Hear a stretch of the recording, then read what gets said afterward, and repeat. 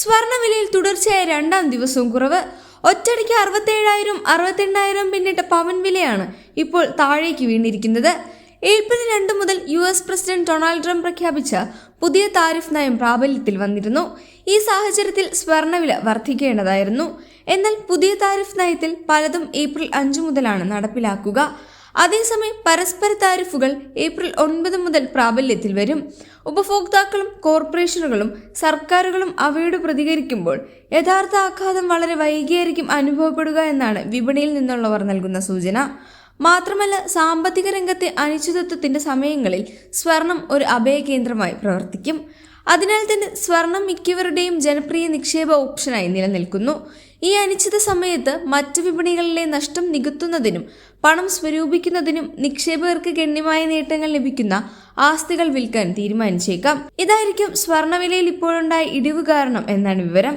കേരളത്തിൽ ഇന്ന് 22 carrot 1 gram സ്വർണത്തിന് 90 രൂപയാണ് കുറഞ്ഞിരിക്കുന്നത്.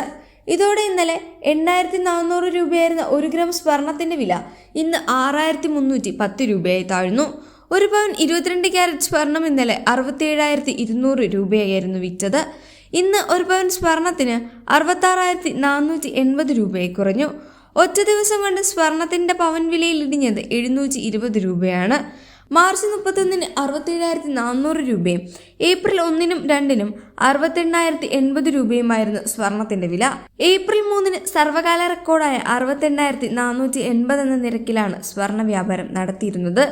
ഇതിൽ നിന്നാണ് സ്വർണ്ണവില താഴേക്ക് വീണിരിക്കുന്നത്.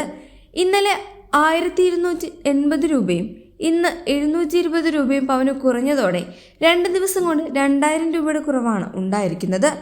കേരളത്തിൽ വിവാഹ സീസൺ ആയതിനാൽ തന്നെ സ്വർണം വാങ്ങിക്കുന്നവരെ സംബന്ധിച്ചിടത്തോളം വലിയ ആശ്വാസമാണിത്. വിവാഹാവശ്യത്തിന് സ്വർണം ആഭരണമായാണ് വാങ്ങിക്കുക. അതിനാൽ തന്നെ GST, ഹോൾമാർക്കിംഗ് നിരക്കുകൾ എന്നിവ കൂടാതെ പണിക്കൂലി കൂടി കൊടുക്കേണ്ടി വരും.